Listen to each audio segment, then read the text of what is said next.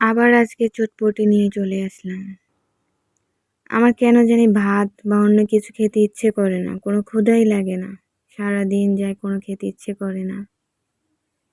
আর মা তো মাই হয়, তাই না?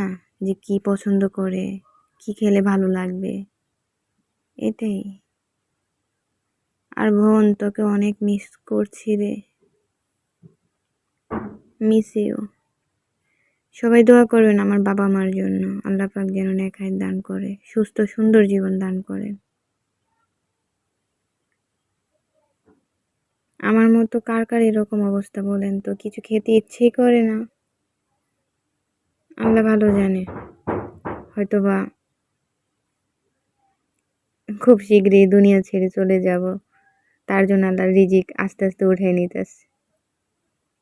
যাই হোক, সবাই ভালো থাকবেন, দোয়া করি।